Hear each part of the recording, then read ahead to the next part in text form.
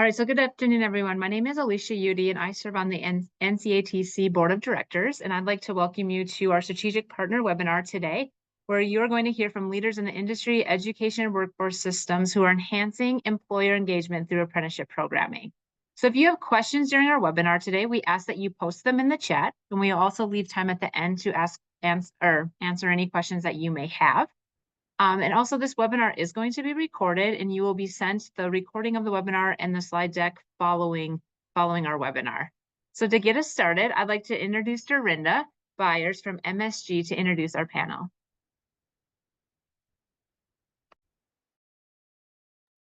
It's a pleasure to be with you all this afternoon. Thank you so much, Alicia. We really appreciate that. And we certainly appreciate our partnership with NCATC. I'm really excited to be here today. I love the work that NCATC does. And I think our topic today fits really well with some of the strategic pillars of NCATC, such as apprenticeship, such as the work-based learning piece, the diversity, equity, inclusion, and belonging piece, and then also the smart automation piece. So I love working with Craig at NCATC. I'm really happy today to have with me some great colleagues. I've got Dina Igo from our team at MSG. Dina and I have worked together on several projects, and Dina is really a marketing and business development guru. I've been really pleased with how innovative Dina is. She does a lot of great work for us defining problems and helping our partners and corporate messaging. And I know she likes to have fun and go to the beach with her family. She just got back from there. We also have with us one of our great partners, Dawn Warner, Apprenticeship Program Manager at Sinclair. And Dawn is actually going to talk a little about how the rubber meets the road today. We're going to talk about employer engagement. She's going to talk about some of the best practices that she has utilized at Sinclair, where she has over 100 apprentices engaged actively with the college. So we're delighted to have her with us as well. We also have our partner, Chad Bridgman, with us today. He recently took a new role. Some of you may know him from his past role at Sinclair. He is now the Director of Workforce Development and Industry Partnerships at the Warren County Career Center. So we are looking forward to working with Chad and hearing from him today in terms of some of his best practices as well with apprenticeships and how he has worked with us in partnership at the Supply Chain Automation Workforce Hub. And thanks to all of you for being here today with us. This is a little overview of our agenda. And Dina, I think you're going to kick us off. Yes, I'm going to be the first one. Hi, everybody. Thanks again. Thank you, Dorinda, so much for having me. As Dorinda said, I am the Business Development Marketing Lead for the Industry Intermediary for Supply Chain and Advanced Manufacturing. We call ourselves the Supply Chain Automation Workforce Hub, kind of a long name, but SCA Workforce Hub for short. And our whole goal, our basically contract is just solely based on helping to grow, stand up and scale registered apprenticeship programs across the nation in the industry sector, specifically of supply chain and advanced manufacturing. We are very happy to partner with NCATC. We are great partners already with Warren County Career Center, which was one of our very first sponsors, as well, of course, as Sinclair Community College. I think the first time I met Dawn was right when we started this project in March of 2022. So it's really great to see everybody, and I think we have a great productive webinar for you guys today. So a little bit about this intermediary work that we do. Our project was awarded through the Department of Labor in December of 2021. So we've been at it for a little while now. And like I said, we are supply chain automation and actually advanced manufacturing because there's such an overlap between these two industry sectors. We also have a calling and a mission, if you will, to really get our targeted populations into these training programs. Primarily underserved populations, people of color, veterans, and women. So that is a really big part of what we do, is really try to diversify the pipeline of folks that are getting into good training programs like registered apprenticeship. Besides us, there's 20 other industry intermediaries. There's a whole list of them on the website that the Department of Labor has, and I'm happy to send anybody who wants that information the list. But what's great is that there's many of us doing this work completely free of charge to employers in all different sectors of the economy. So we're talking early childhood, cybersecurity, hospitality. There's a couple for supply chain. There's, of course, construction. But if you think about every high growth sector of the economy, there's a registered apprenticeship going on, and there's folks like us who are there to help support it. So a little bit of specific things that we do is, we really aim to recruit and train supply chain automation and, advanced manufacturing specialists. It's a partnership between, of course, employers, workforce organizations, education institutions.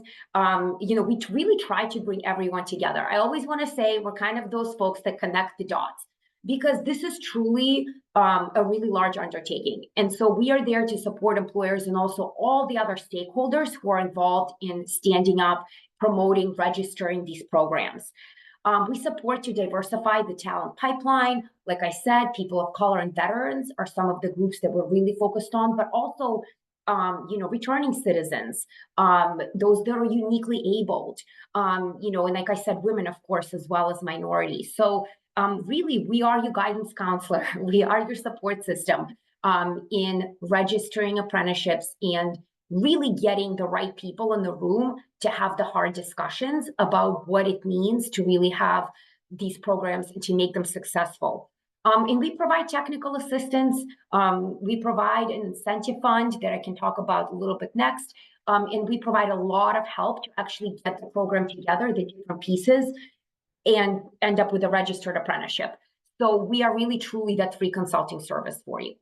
In terms of the money that we have, great. Department of Labor has supplied us with an incentive fund that pre-ups every year of the contract. We're able to offer up to $1,000 per apprentice, and up to $500 per apprentices that are returning in terms of sponsors that have already worked with us. If they come back in for more money, we can offer $500 per apprentice. The money is there to really offset the cost of training for the apprentices. It can be used on many different things, including, curriculum training, including, related training instruction, outstanding costs that are related to OJT, basically not including paying salaries, but things like equipment, purchasing helmets, books, paying for mentorship training or instructor training. All of those things can be offset by this incentive fund. And I know we worked closely with Chad and Dawn to do this for some of the Sinclair apprenticeship sponsors. It's worked really well. People are always saying, it's not a ton of money, but this money does really help. And it's just another sort of cherry on top of the other technical assistance that we offer. It's a basically rolling application process. So we say January 15th till about the end of October because it's first come, first served. So when we run out of money and we try to fund as many programs as possible, we kind of turn it over to the fall next year, and hopefully we'll be able to get the folks that haven't been able to get funded by us this year, in 2024. But there is some money to help to offset the cost of training. There's also a lot of money out there from states, in terms of tax credits, we all have money, all sorts of other money that can be braided and blended with this incentive fund. And that's something we can also support you in, is finding, well, how can we get money to stand up our programs? That's always a big question. So that's something we do provide that assistance as well. So I think that pretty much brings me to the end of what we do at the SCA Workforce Hub. I'll turn it back to Dorinda, but I'm here to answer any specific questions. Like we said, put them in the chat and we can talk about them afterwards. So thank you. Now to you, Dorinda. Thank you, Dina. So what we want to do is set the stage a little bit about where are we with engagement. And I think this slide with Wiley really illustrates kind of where we are. So Wiley goes out and surveys about 600 HR professionals every few years and puts together a really great informative report about kind of the status of employer engagement. A lot of it is focused on community colleges. So it's really interesting and relevant to all of us today in our audience. And if you'd like a copy of this, let us know. We can get that to you. I think what this shows us is in the last 3 years, 49% of those HR folks that were surveyed are partnering with a community college. So there's some room for us potentially to improve how we are engaging with employers if only 49% are partnering currently with us. Also, 22% of the organizations who aren't partnering And that's about 150 of the 600 who were surveyed. So 25% aren't partnering with anyone at all. For about 22% of those, budget is a concern. So as Dina mentioned, some of that incentive funding and some of our ability at the Supply Chain Workforce Automation Hub to help you find that funding can be very, very useful for those employers who may not be partnering due to those budget constraints. Also, about 25% of those have not attempted to partner. So 25% of that 150 who currently aren't partnering haven't ever attempted a partnership. So we want to be trying to talk to them and engage with them and find out, why haven't you been partnering? Why aren't you partnering? But I think what this slide shows us is there is additional room for partnership. I actually was hosting a roundtable yesterday with some employers, and just one of the things that stood out there as we were talking to them was one of the employers specifically said, I don't want you to assume that you know, as an educational institution, because we had educational institutions there, that you understand what our needs are. I want you to come out and ask us and be ready to respond. So I just thought that was interesting because several of the other employers around the table were sitting there shaking their heads. You know, don't make assumptions about us. Come and ask us what we need and then try to be responsive to those needs. Next slide, please, Tina. So recognition of the need for partnerships, again, from this same study from Wiley, I just think this one is especially fascinating. We look at the huge disconnect between employers and community colleges in terms of how many employers are saying it's very important for them to partner with community colleges for a work-ready workforce versus how many community colleges see that as a very important priority. So we've got a pretty significant disconnect there. The question is, how do we bridge that gap? How do we get more of those community colleges to see us as that very important partner? And how do we also get those employers thinking a little bit more about how they can be proactive versus reactive? Because certainly when we are working with them on apprenticeships, it is a longer term strategy. So it's something that we have to really get that buy-in from the employer for. And I know Dawn and Chad are going to touch on that a little later, but we have to have that buy-in from leadership all the way down through the company. So we've got to be thinking about how do we get them to recognize that need for partnership, and how do we get them to invest for the long term, not just the short term reactive, which is where a number of companies are right now because they're so short of people. Although yesterday, again, at that same roundtable, employers recognized a need to grow their own. So I actually talked to a healthcare employer there yesterday who has about 300 job openings. And again, this is in rural Appalachian, Ohio. And I talked to a manufacturing company who also has some other companies under their umbrella in construction and things like that. And they have about 100 openings right now. So had some conversations with both of those two about apprenticeship as a strategy, because one of the things companies at this roundtable specifically said was, we understand we've got to grow our own. So there is, I think, more of a recognition out there from companies that they've got to be part of the solution and grow their own. And apprenticeship obviously then is a great strategy for that. Next slide, please, Dina. One of the things that I learned early on back in my days at Zane State when I worked at a community college was you've got to plan ahead. So I took over a department there where several people had been fired, and I was going out to meet with a business for the first time. I was in my 20s, never had done anything like that. Went to approach a rather old school plant manager over at the Detroit diesel plant near us and went to talk to him about what we had to offer. And I was pretty embarrassed because I went over there and he said, well, you're kind of like the Fuller Brush salesperson. What do you have to offer me? Well, I didn't have any collateral or anything that I could leave with him. So that was pretty embarrassing and led me to really want to focus on this planning ahead and asking yourself questions. So really thinking about, what's your elevator pitch? What do you know about them? What kind of questions can you have ready to ask the employer? So really trying to plan ahead before you go out there and talk to that employer, and doing some research in advance so you can have a more informed conversation, and starting to think about, are we using a consistent process across our campus to engage employers? So really asking yourself some of those questions. I also think it's important to anticipate questions that the employer might want to ask you and be ready for some of those questions. So maybe trying to jot down 3 or 4 questions that the employer may have as part of that engagement conversation that you're going to have with them. What questions might they have that you can kind of be ready for, and sort of anticipate those so you're ready in advance? Next slide, please. So other things, taking stock in engagement. So if we're thinking about our staff, unlike me back when I was at Zane State, question one there, are our staff members trained and ready to do employer engagement? And if they're not, how are we going to get them ready? Taking an inventory over there in that right-hand column, what existing relationships do we already have?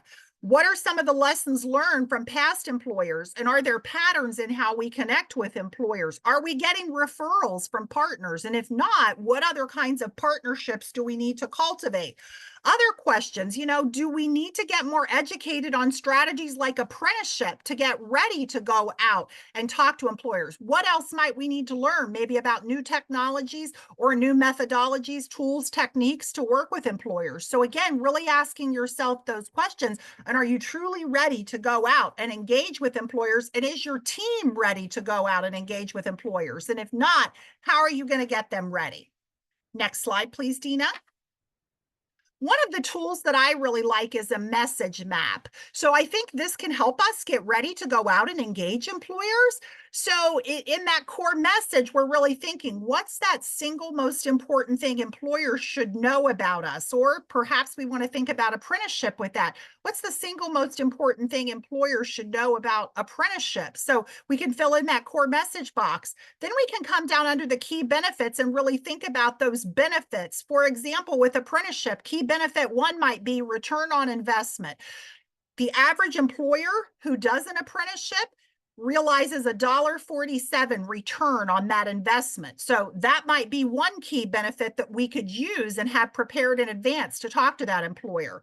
Key benefit two could be something about how apprenticeship allows students to learn and earn. Our apprentices can learn and earn so they're not incurring debt. And that is something that's really important to Generation Z. Dina and I just did a webinar with them. They're really looking for that return on investment as apprentices and students as well.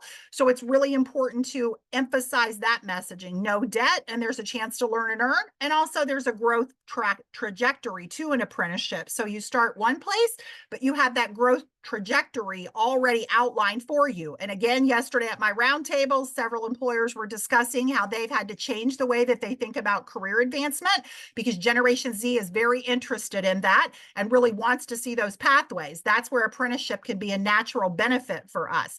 Finally, that key benefit three, if we were using a message map to think about apprenticeships, I think that third key benefit could be the mentorship. Generation Z really wants that mentorship and they want to learn from others. They want to have that support on the job.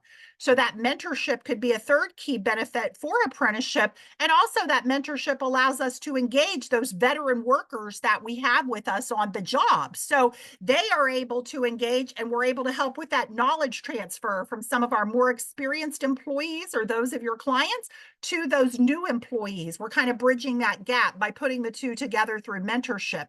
But I just really like this message mapping as a tool to really kind of put something cohesive together before you go out to an employer. I think it's a great way to really start kind of thinking about what are my key benefits and messages that I want to share.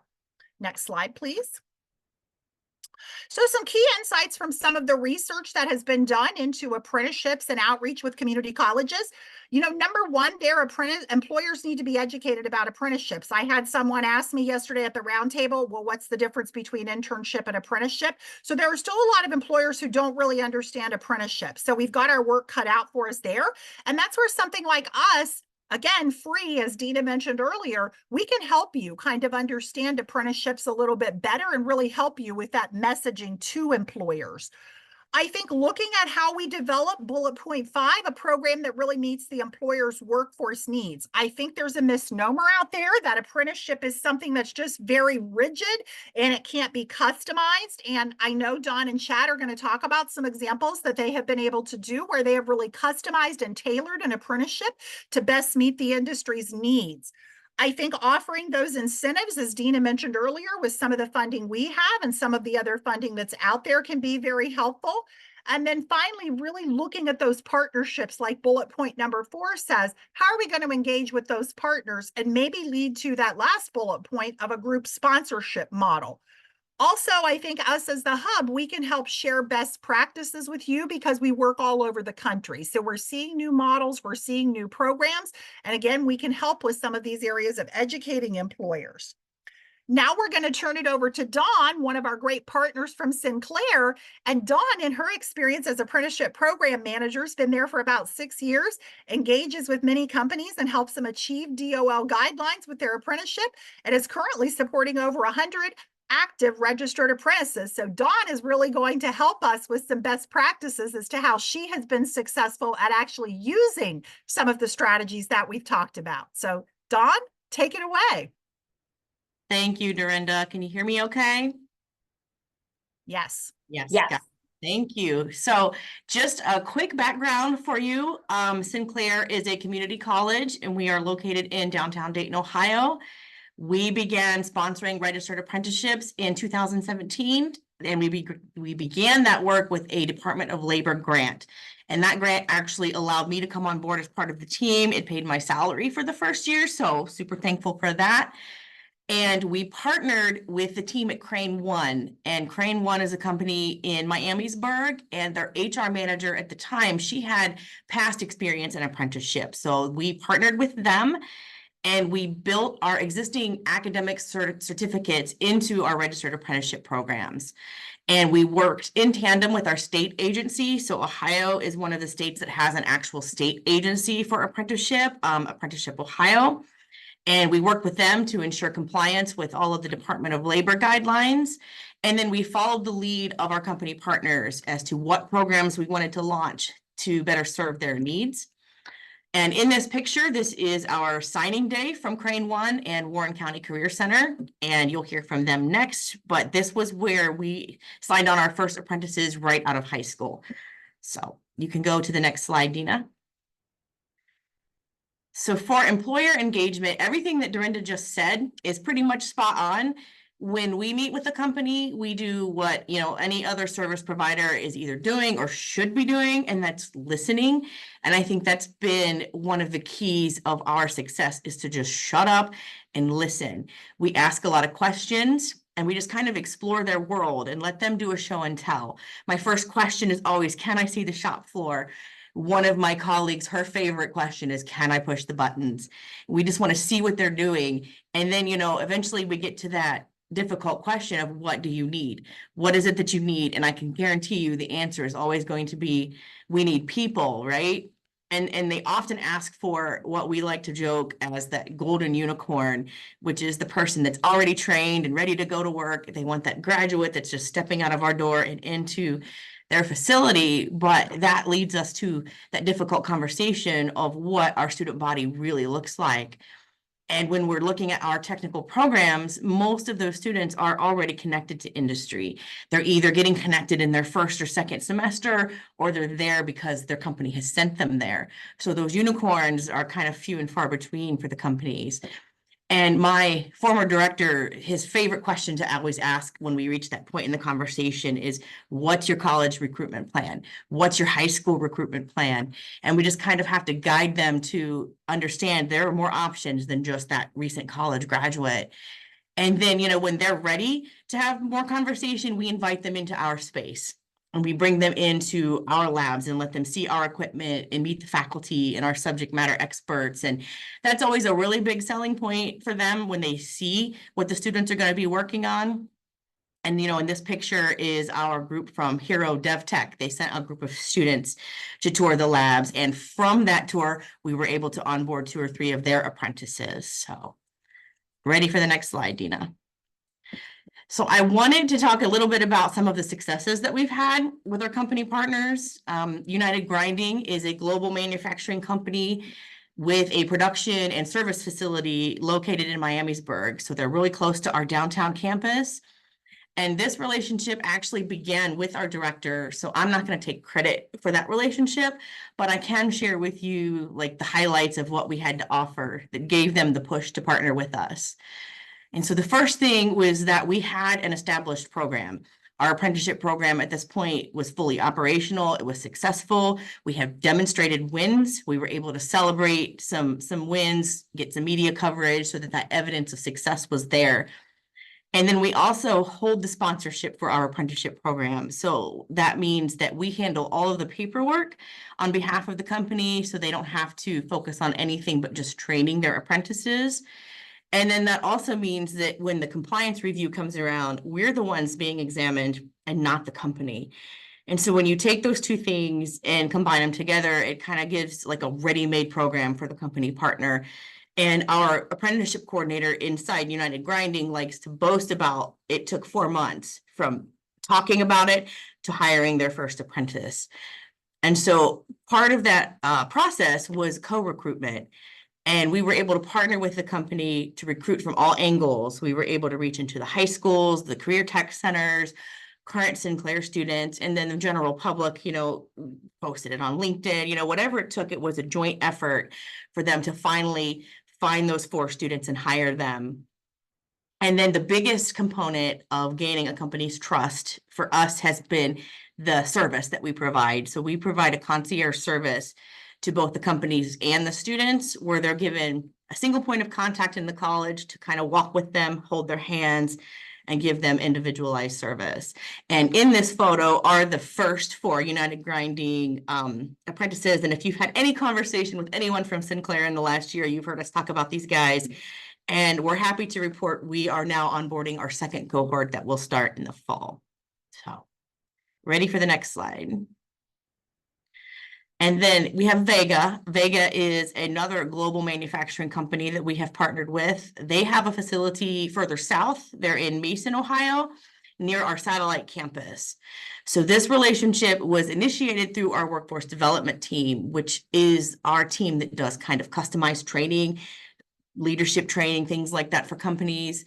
And they were providing services to Vega, and through their exploration of asking the questions and learning, what they need, they realized apprenticeship might be a good fit. So they brought us in.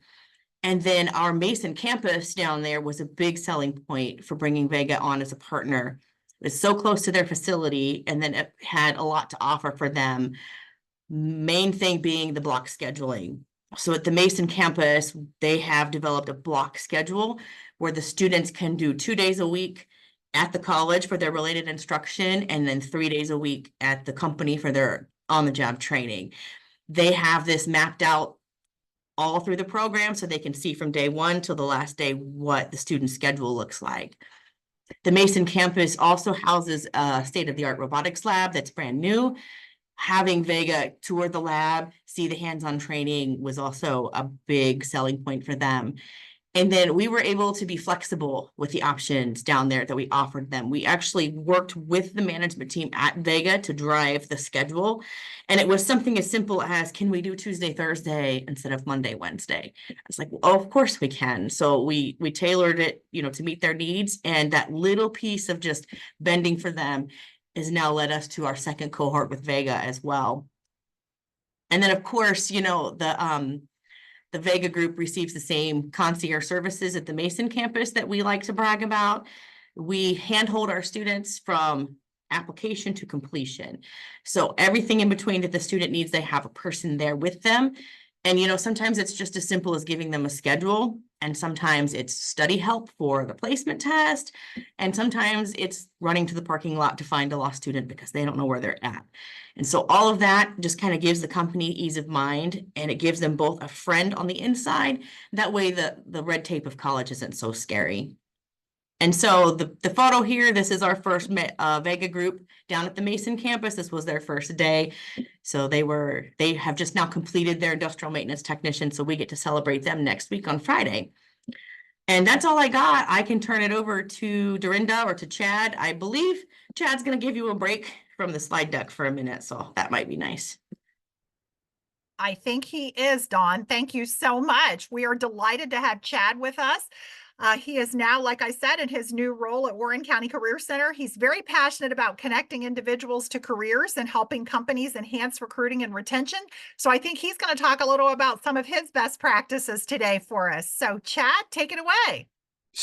Sure. So I think, Dina, you can take down the slide. Now, we'll enter into, I would call this portion the fireside chats of today's portion. No, they got to keep looking at your face the entire time you talk.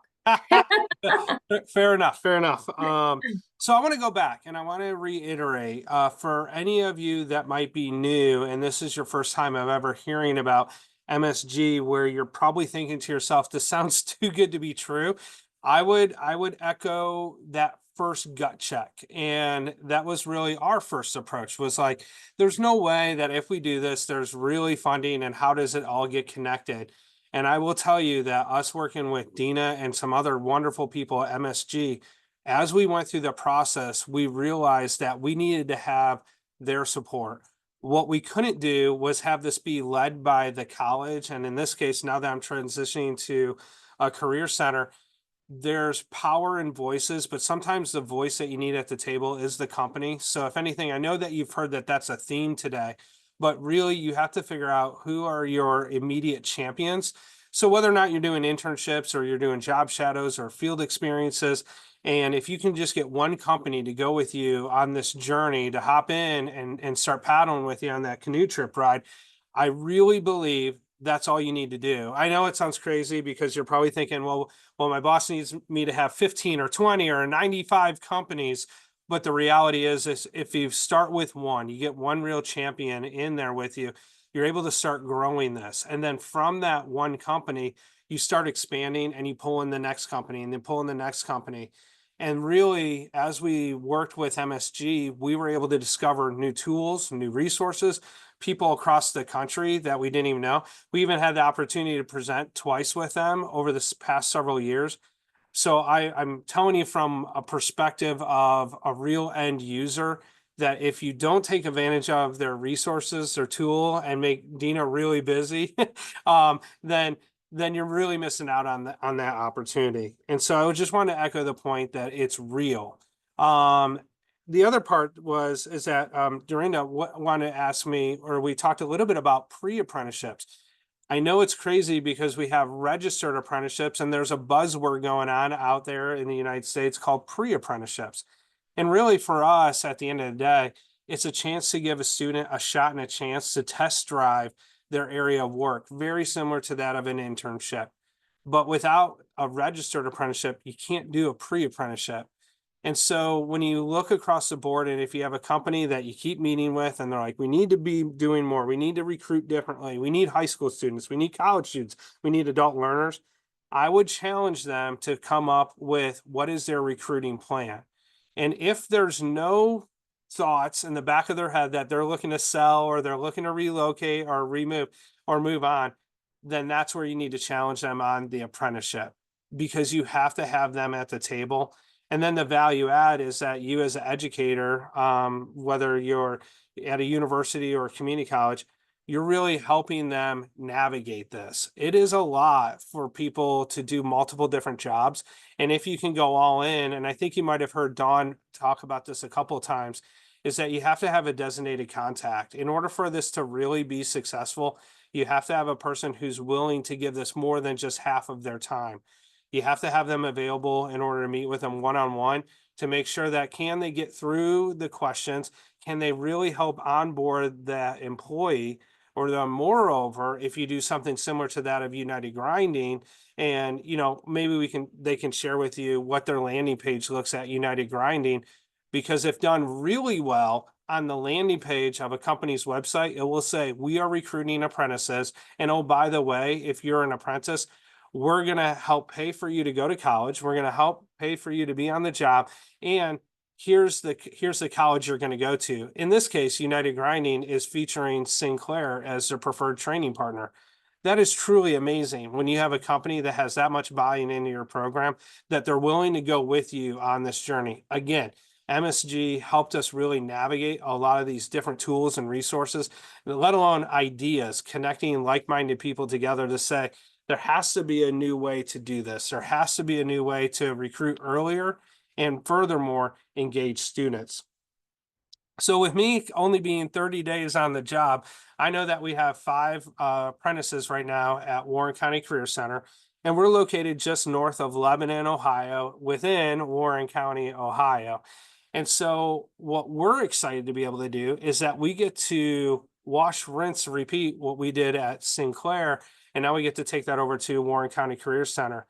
And here's the beauty of this. I know it sounds crazy, but here I sit at our Mason campus where the Vegas students come to. So you have to have partners, and you have to have this blend and this fluidity that you're going to have to partner with multiple different areas and educators in order to really kind of make this happen. And I joke that I'm sitting here at the Mason campus, but it's because we have to rely on each other. The reality is within a career center, you do have juniors and seniors.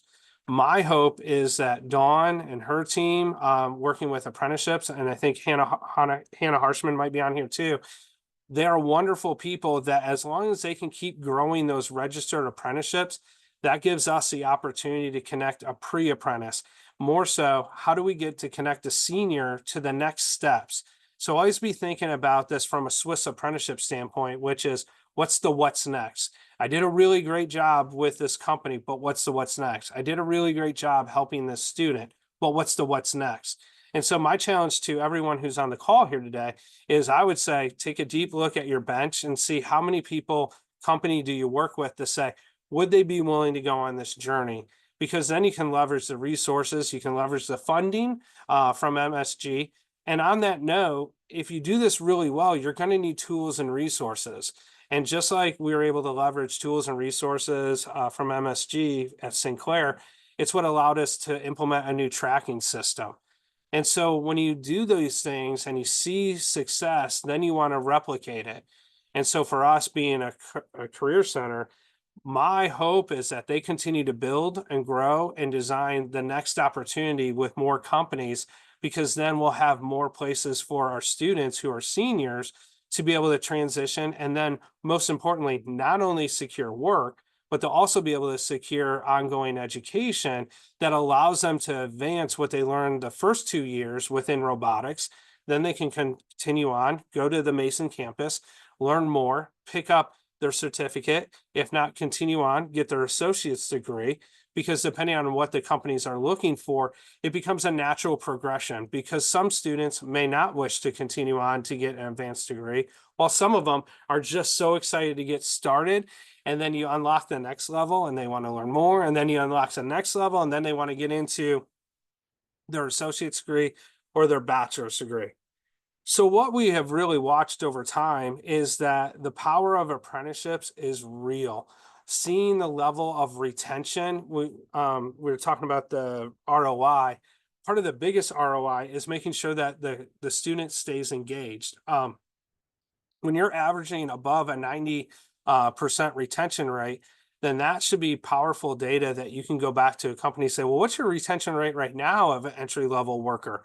Why not leverage the power of apprenticeship to just practice? Because what are you going to be out? Worst case scenario, you have someone who stays with you for 2 years or maybe 3 years, and maybe they're not the right fit for the company.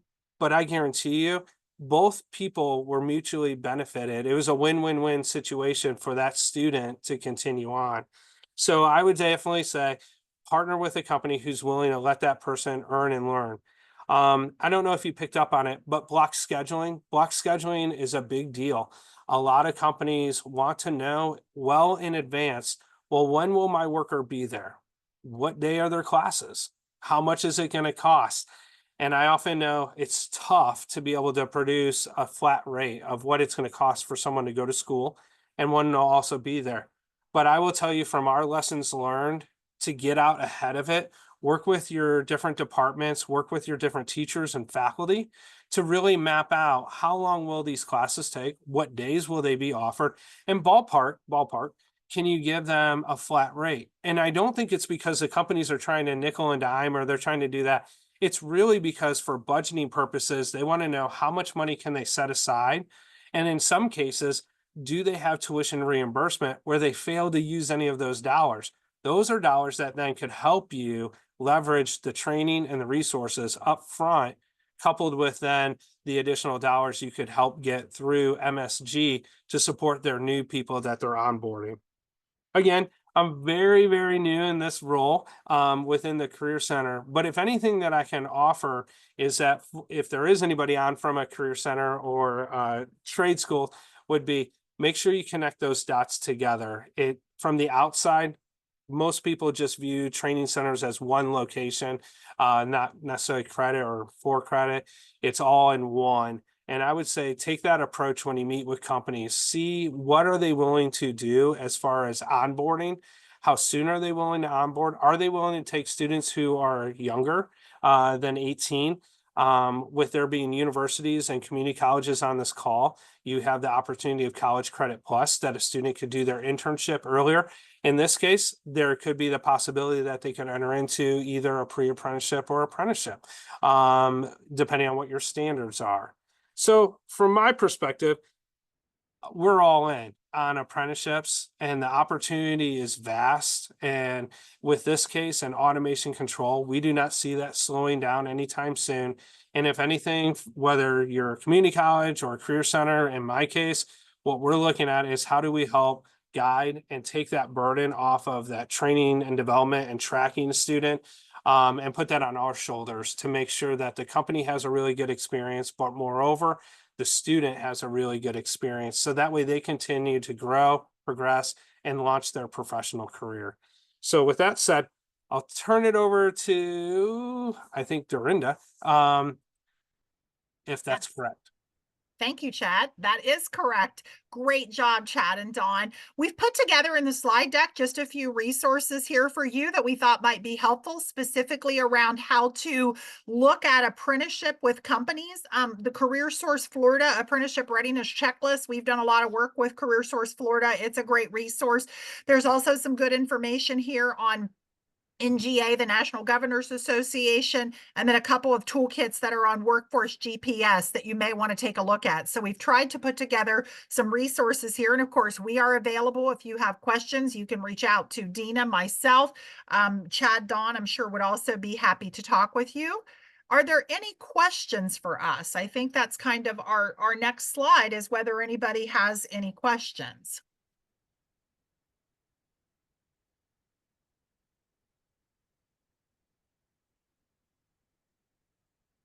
And if the audience doesn't have one, I actually have one, Chad and Dawn, that I was asked yesterday that I would be interested to get your take on. Sure. So you all do the sponsorship, obviously, like you just mentioned, Chad and Dawn, and kind of try to take that burden off of the company's shoulders, but there is a real cost to that. How do you all fund that? Is that somehow included into other funding that you have? Is that something that you kind of roll into the cost? How do you address that? Because that's one of the barriers that I got yesterday pushback on from some of the other educational institutions when we were talking about apprenticeship. You want me to go? For us, the initial cost was offset by that Department of Labor grant. They gave us the salary to pay for somebody to manage all of that. And then once they realized that there was success, the college saw that apprenticeship is driving registration, it's driving tuition, it's putting students in seats and fostering partnerships with the companies. And so the college justified a full-time salary to cover that. So there's no cost to the company. The college pays the salary for the individual to manage all of that stuff. And then in return, we have a more robust program. So there has been discussion about like, what would it look like if we charged a fee? But it really, for me personally, I didn't see, I don't want to see that happen, but I could see where in the future, maybe once we're doing block scheduling, if we could scale it, having a small fee, kind of similar to like the lab tech fees that we add to the classes, maybe going into a pool that would maybe pay for the software, pay for things, but it's driving tuition. We are a community college, we're levy funded. So, the companies are already paying for our services through their tax dollars, and it just doesn't make sense to charge them more. Mm-hmm. Yeah, I think it's a sticky subject, right? Because it's where do you want to allocate resources? And I would argue in today's work environment, you're seeing a big push for work-based learning, workforce development. You're seeing a big push of government agencies encouraging companies to recruit and retain earlier. And so I really think at the highest level, it has to be a choice of whether or not do you want to invest and put people on hard dollars? And is this going to be the way of the future? I'm sure many people on this call have probably heard of Kevin Fleming, but he was kind of the first Pied Piper of really talking about work-based learning, work and learn. And I think it's a philosophy and it's a mindset. How do you want to build your schedules? How do you want to build your engagement with industry? And if it's going to be work and learn, then you probably justify the individual. If you're like, well, we're going to dedicate a person, but you better have 50 apprentices to offset that cost. I think you're going to have the mindset of patience. I used to joke with my team, you're growing an apple orchard. There's not even the trees. So you got to grow the apple orchard, and then you got to wait to pick the apples. So I think it has to be support of your senior leadership.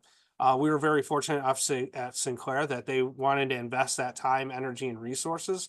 And so because of that, not only do you have Dawn, but they have been able to continue to grow their team and secure additional grants because of the great work that the apprenticeship program has done. So I think the proof is in the pudding.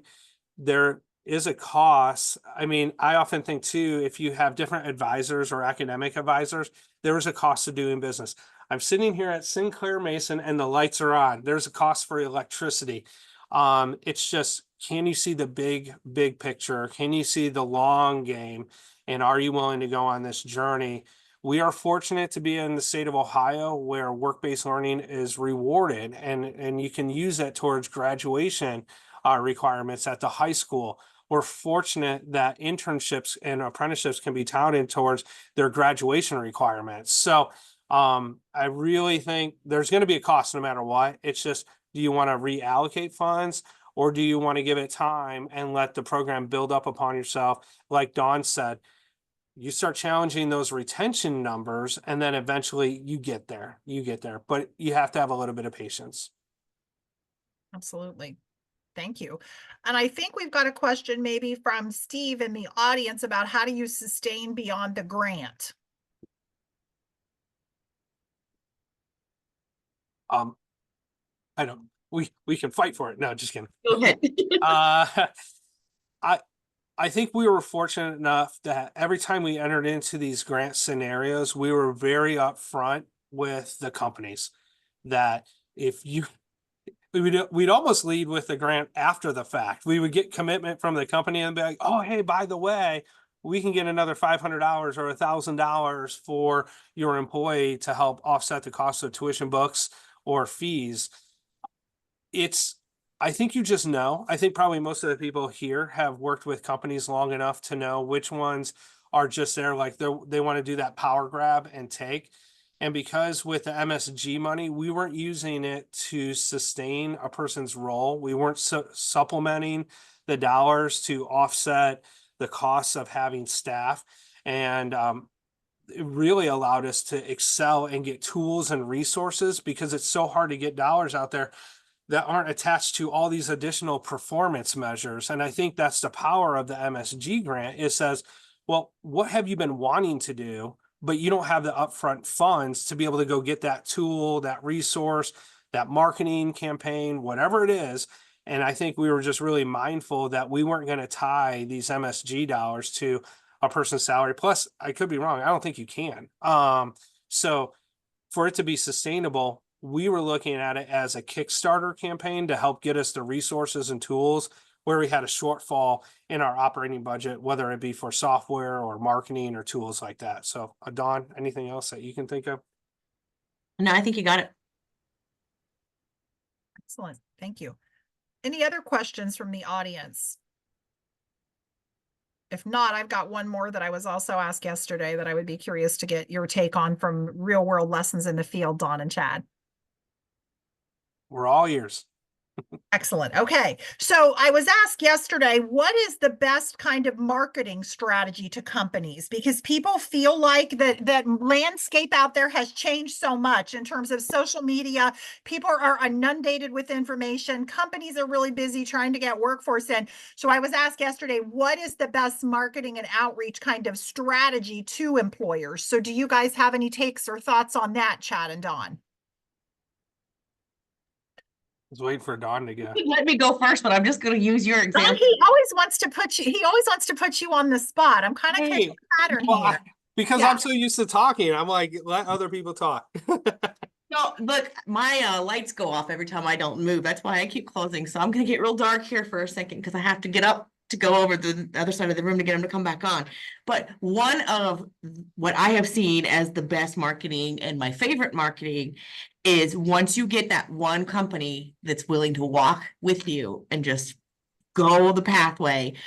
You celebrate the bejeebies out of it, and you get them in the local paper. You get your local, politicians. We've been lucky that Husted's office has been involved with, celebrating our wins. And Chad has always referred to that as the Hot Wheel syndrome, because once one of them has a Hot Wheel, they all want a Hot Wheel. And I have gotten more phone calls from companies after an article has been released. Well, like, well, why can't we do that? Why aren't we? Where's our apprentice? And so there's many other ways to approach the marketing, but that one has been effective and been my favorite. So I echo that. And then I would say, to drill down even further, you can't do a blanket campaign. To your point, I think people are so inundated with stuff. A word apprenticeship, internship, practicum, job shadow. It's noise. And so I think one of the other hallmarks that I would challenge people listening here today, take time to do an apprenticeship breakfast briefing. We've had people from MSG come to our apprenticeship breakfast briefings. It's simple, it's real, it's testimonial driven from companies and from students who are a part of it, where it's not our word. And so it has to be intentional. I mean, I wish you could just run a campaign and just say, click here on this ad, sign up, because if it was that easy, I don't even know if we would be having this conversation. It's just not. And the reality is, it's tough. It's ongoing investment of training and development people, so that way they can help out a company continues to grow. And then because they're growing, they get to influence the next generation of workers. It's tough. It's not easy. And it's a grind. And I think if you give up on the grind too early, you're going to miss out on some awesome opportunities. But stick with the grind. Take those celebration when you do those signing days or you do these certain events, have them be your keynotes at these apprenticeship breakfast briefings. Focus in on these companies that we would love to do it, but we just don't know, or we love to do it, we just don't think we have the time. We'd love to do this. The companies who are successful, they do want to see other companies be successful. I think I'm always amazed at how a company who does it really well, how they are willing to share, just like us community colleges or career centers or university. You figure out something that's really great, you share it. And I'm often surprised how often companies are willing to share, this is how we recruit. Here's our payment structure. Here's how we reallocated funds for this position, this role. We're going to call this role not an FTE. It's going to be like a full-time student worker until they get to a certain point. So it's layers and layers and layers, but I would say the other advertising campaign, pull those in to have those people who are willing to go and have them go on that journey with you.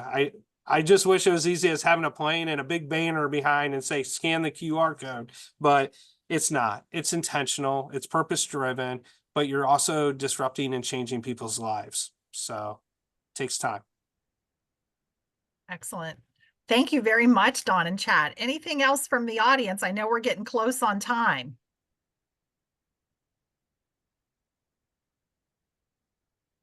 Yeah, Dorinda, I was just going to say that I did put some resources in the chat too for folks.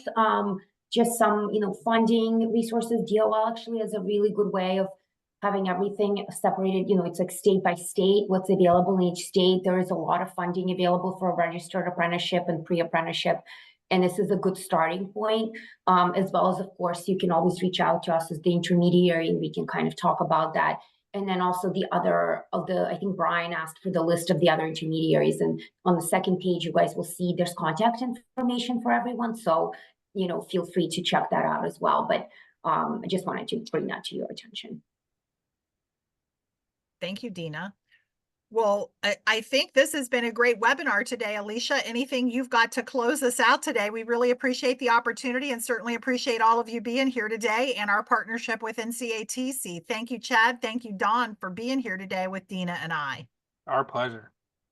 Yeah, just on behalf of Craig and the NCATC Board of Directors, I'd like to thank all of our panelists for sharing your time and your expertise and your best practices, and the chat looks great, so thanks for filling that for us. And I'm going to post in the chat also our next webinar is on October 3rd, where we're going to be talking about future of work in Industry 4.0. So if anybody wants to register for that, we invite you. to do that. And just, yes, thanks everybody for your time and for attending. This was great.